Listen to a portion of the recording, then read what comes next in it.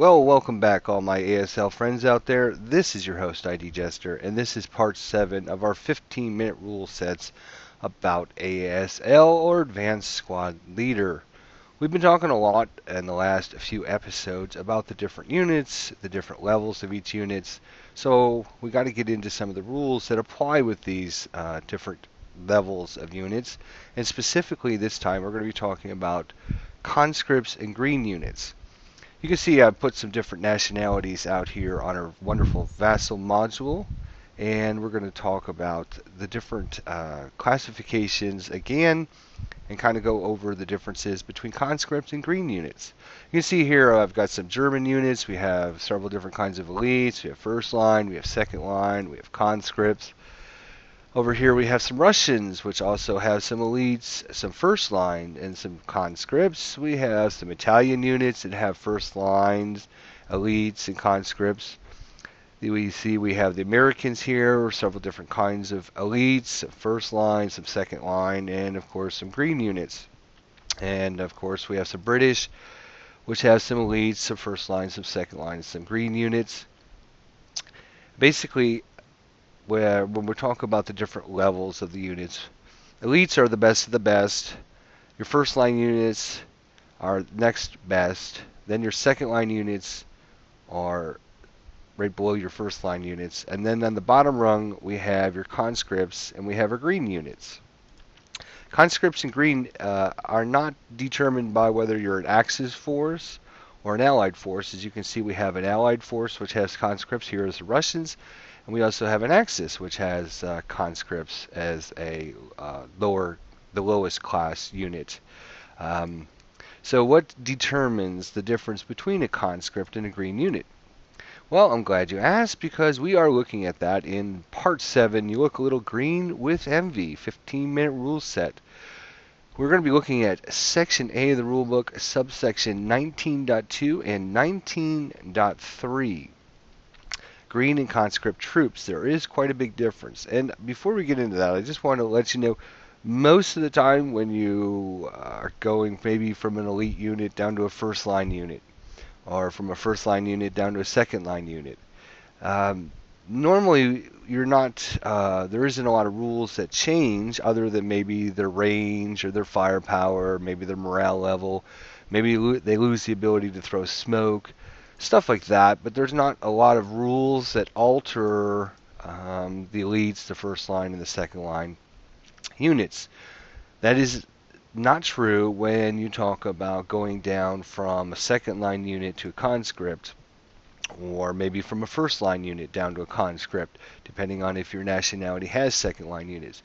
When you reach the bottom rung of the ladder of your units, there are a lot of rules that are associated with those units, and those are located in section 19.2 and 19.3. When we're talking about green and conscript units, conscript troops, neither green nor conscript troops may ever use a stealth advantage, and even if a green squad is accompanying a leader. Now, one of the things I proposed at the beginning is, what is the difference between a green unit and a conscript unit? If it's not because you're an Axis or Allied force, that's not the difference. Basically, the difference is going to be inexperienced personnel. When we're talking about the bottom rung of the ladder, we're talking about inexperienced personnel. So a green troop and a conscript are considered inexperienced troops. Basically, these counters are poorly trained, have less good equipment, maybe thrown together, older, younger people, so they're usually not battle trained, etc. So they're usually kind of obviously the bottom rung of the ladder. But there is a big difference between a green unit and a conscript unit. And the difference basically is a green multi-man counter stacked with an unbroken leader is exempt from all the restrictive rules of inexperienced personnel. And you can see there is a whole list of all the different rules that apply to inexperienced personnel. Let me go backwards there. When a green unit, a green multi-man counter is stacked with the leader, it is then exempt from all the restrictive rules. Those rules always apply to conscript units, regardless of whether there's a leader present or not. So the first thing we had talked about in a previous episode is movement. Inexperienced personnel have a basic movement factor allowance of 3, not 4. So if we just look at our vassal module, we can see here, I've got a couple examples set up. We have a green squad here, a green half squad in Z4 American. And since it's green, it's considered an inexperienced personnel, and so it only has 3 movement factors. So if it's the American's turn to move and they're moving the unit, he could move 1 movement factor to go there, a 2nd movement factor to go there, and he doesn't have enough movement factors to actually enter into W5 because it costs 2 movement factors. He's only got 1 remaining because he only has a total of 3. So he can start from Z4, he can only actually make it into X4, and then he would have to advance into W5 later in the turn. As opposed to this unit in BB5, which is also a green unit, and in fact it's a half squad again, and it's with the leader. So a green unit stacked with the leader is immune to all the penalties that are associated with inexperienced personnel. So at this point, the green unit has 4 movement factors. It gets the two bonus movement factors from the leader. And if it's, again, the American movement turn, he can spend 1 movement factor to move there. He can spend a 2nd movement factor to move there, a 3rd movement factor to move there, a 4th movement factor to move there, and his 5th and 6th movement factor to move there. So you can see that he started way back here. In fact, he started 2 hexes farther back than the green unit in Z4, and yet he was able to make it all the way into W5 because he has the movement factors that are associated with, he gets his full movement factors because he has a leader.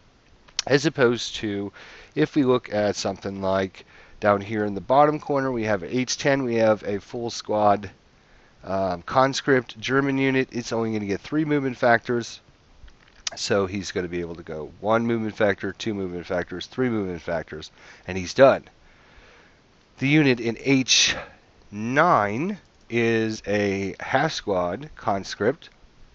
He's with the leader, so even though he's with the leader, he only gets 3 movement factors.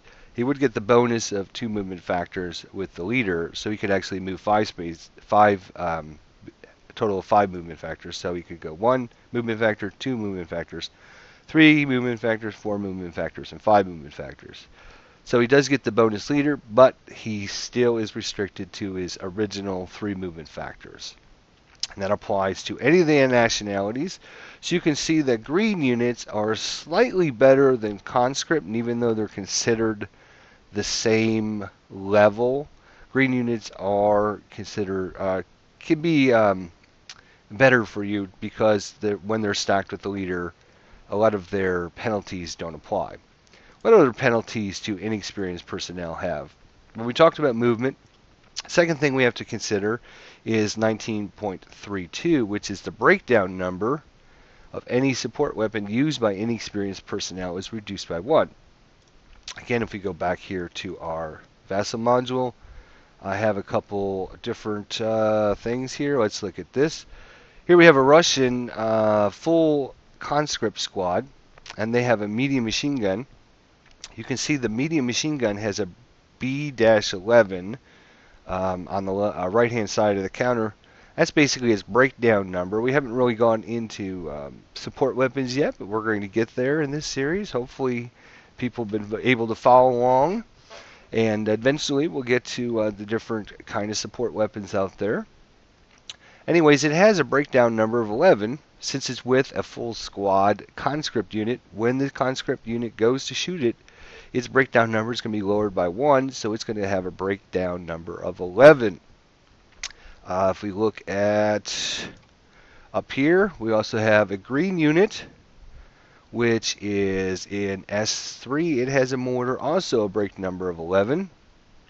So again, if this green unit was able to, or was attacking with that mortar, its break number is going to be 11. And of course, the same thing happens if I have, oops, scoot over a little bit more. Where's my leader? Here, okay. If the leader was in this hex, and that green full squad shot the mortar, of course, its breakdown number would then stay at 11. So the difference between the green and the conscript, you can see, green units, a lot of their penalties can be nullified if you have a leader in that hex. What else do we have? We have Cowering, another biggie here. 19.33, inexperienced personnel, or a fire group which contains any inexperienced personnel which cowers must shift 2 columns to the left on the IFT for that attack. We haven't talked about this much. We haven't really covered this, but just to give you a rough overview, if, for example, you have a total of 6 firepower, but you're shooting with, say, a first line unit and a green unit, and there's no leader, and you roll, say, a 2-2, that's going to be, and there's no other modifiers, you'd be on the 4 column of the 6, and it would cause a 2 morale check. But because you rolled doubles and you don't have any leader there, you normally shift down 1 column because you've cowered. In this case, because they had a first line unit and a green line unit, we're going to shift down 2 columns. So our 2 MC was going to drop down to 1 MC because we're down 2 full columns. And you can see that that penalty can be quite severe. It's going to take some of your really good attacks. And when you cower with green or conscript units, or green units without a leader and a conscript unit is what you should really say, you're going to find out that you're going to lessen your attack. So they cower. They also have 19.34, a PAATC. Normally, when unit tries a PAATC check, it's a normal task check, but inexperienced personnel must pass a 1 task check. So it's that much harder. And also the CC value of any inexperienced infantry is also reduced by 1. And we'll talk about that later on when we start talking about close combat with vehicles and how you get into hexes with vehicles, etc., etc. So that'll come later on, but you should know that that is a penalty. Capture 19.35, an attacker may apply an actual -1 die roll modifier instead of a +1. So you can see that's quite a big change from the normal capture attempt while attempting to capture inexperienced personnel units in close combat. And of course, that would only apply to the green unit if there wasn't a leader in the hex. So of course, all of these rules here, 19.3.1, 3.2, 3.3, 3.4, 3.5, is only applies if you are a green unit and you're not stacked with a leader. So obviously, if you're playing a nationality that has green units, having your green unit stacked with your leaders, if possible, will nullify a lot of the penalties associated with green units and can make them slightly better than you can see than the conscript units. And of course, 19.36 lax personnel, inexperienced personnel are also lax. And when we talk about lax, that's actually in 11.18 of the rule book. But I did end up bringing that rule on here because it is important. An SSR may penalize certain units as lax to reflect their general unprepared status. All inexperienced personnel are considered lax. So if you're inexperienced, you're also considered lax. And lax units must add +1 to their ambush die roll, concealment growth, their searching die roll, and their casualty results. And a lot of this stuff, again, we haven't really covered yet. But we will get there eventually with our 15-minute breakdown of the rules for Advanced Squad Leader. So again, if you're moving around on the battle board, the maps, go to shoot. Here we got a conscript half squad with the light machine gun. It doesn't have a B number on the counter, so if it doesn't have a B number, it's automatically assumed to have a 12. So if this conscript unit defensive fires, maybe as this American unit moves into that hex, it has a breakdown number of 11. And if it shot this and it rolled doubles, it would cower and it would move 2 columns down on the IFT. So in this case, if he shot the light machine gun at 3 firepower, he rolled, there is no 3 columns, so you lower it down to the 2 column. And at that point, let's say he rolls a 1-1 and on his dice, which is a great roll, and you're thinking, oh, awesome, I did some damage, yeah, it's a kill. Oh, wait a minute, I cower. You move 2 columns to the left, you're off the IFT, so basically your attack ends up missing. So you can see the penalty associated with having inexperienced personnel can be quite severe. And of course, like I was mentioning in the beginning, it doesn't really matter if you're Axis or Allies. Each different nationality has their own set of rules, which I think we'll eventually get into and look at the different nationalities when we get a chance later on through the series, because the Germans have different rules associated with them, the Americans have different rules associated with them. But basically, when you move up and down, if you battle harden or if you ELR your units and you're moving down the chain, you go from elite down to first line, and then from first line to second line, and then from second line to conscript. Of course, not every nationality has all of the different levels of units. Like we already looked at, I believe the Italians here have elites and first lines and conscripts. I don't think they have any second line units. And also the Russians here, I don't believe have any second line units, if I'm remembering correctly. The British here have elites, they have first line, they have second line, and they have green units. The Americans have elites, a first line, second lines, and greens. And of course, some nationalities will have multiple different levels associated, like we have 2 different kinds of second line units there, etc., etc. So playing with the different nationalities definitely plays different. And like I said, most of the time when you're going from, say, elite to first line, the only thing that's going to change is maybe your firepower goes down, your ability to throw smoke, maybe your range goes down, maybe your morale goes down, maybe a couple of these numbers might go down. But none of the rules associated with that unit actually change much.